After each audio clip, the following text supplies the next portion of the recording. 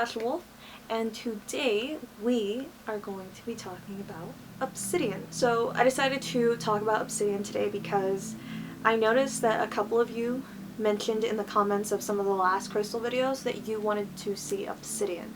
So I decided I was going to do Obsidian. You're probably wondering where I got this from.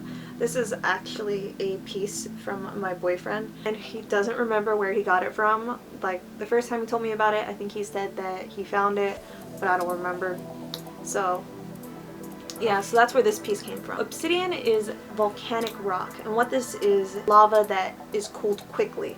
So then it takes on like this glass look. It does look like glass, and they're actually used in scrying mirrors. So like the black mirrors that you see and used for divination. So let's start with its planets. Planet is Saturn, and its element is of course fire, because you know it is volcanic rock. The chakras that it helps is your third eye and your root. It's used in divination, healing, and protection. Now this is a very, very strong stone, and it should be respected. If you use it and you have negative intentions for it, this little bugger can kick your butt and backfire. Really great for grounding and relaxing, which is very important when you are doing divination and you're scrying. Ancient Aztecs used to use this to make arrowheads and even knives. I've even thought about picking one up myself because this would be really good in cutting cords when it comes to cords being connected with your chakras. So if you did want to own an aphame that is made from this, that would be really cool and different, and you could use it for ritual. This stone works quickly, and by itself it's of course for healing and protection and divination. So it would be recommended to pair this with other stones. So if you're making a spell or using a mojo bag, and you wanted your intention to happen quickly or as fast as possible, not like immediately, but as fast as possible, then you would want to pair this stone with any of the other ones you have or with any herbs that you're using. It helps with self-control and releasing things, like releasing old attachments, like maybe like old love and stuff like that. Like if you have someone that you're in love with and you just feel like you can't let them go, then this is the stone to kind of keep with you, so that way it can help you release that and not hang on to it so much. Also really great at detecting negative energy. You can get it in a form of a wand and run it like across the chakras or even around the aura, and you should be able to feel a sensation in your hand in the wand when it's detecting something that shouldn't be there. You can actually kind of program it or test it out to see what you should be feeling if you're feeling something that shouldn't be there, like negative energy, so that way it kind of helps you detect those energies, and you kind of have like code for what you know is negative or what needs work.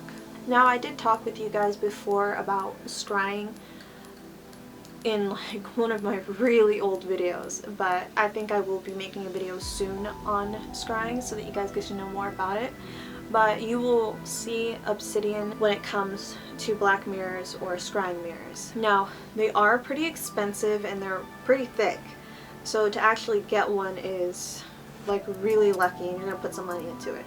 So this, unfortunately, is not Obsidian.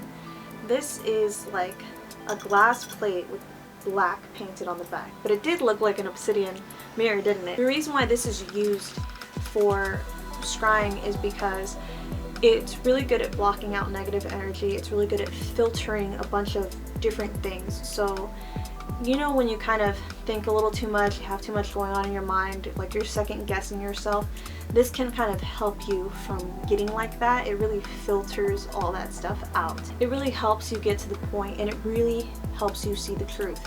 This is a very deep stone. So if there are things that you don't want to see, then I don't recommend scrying with this, scrying with Obsidian, because it will get down to the truth. It will tell you everything you need to know, even the darkest of things that you need to know. If you don't feel like you connect with clear quartz or quartz crystal, like crystal balls, if you feel you do not connect to those, then I highly recommend that you try an Obsidian mirror and use it for scrying, or you can even get it in a ball form and use that for crystal ball gazing. But usually if you do not feel connected to the clear quartz, then this would be the best alternative. Or even, of course, rose quartz, but this one is highly recommended. It's also a really big stress reliever, so it's really recommended to have one by your bed or under your pillow to get rid of all of the heavy or negative energy that you dealt with through the whole day. So it's really good at like releasing all that stuff so you can start fresh the next day. Obsidian does come in a clearer form known as Apache Teardrop, and I do want to make that into its own video because that is one of my favorite stones and the story behind it is pretty interesting. And in healing, this is really used for removing toxins and blockages from the chakras or your aura. You also might see this stone with little white dots on it, and that's known as snowflake obsidian. So guys, I hope that was helpful. I do have more videos coming up and more crystals to talk about. If you guys have any crystals that you would like to see come up soon, then let me know down in the comments below and I'll see about getting that done for you guys. So don't forget to comment, like, subscribe so that you can be a member of the Wolf Pack. Talk to you guys later. Goodbye and blessed be.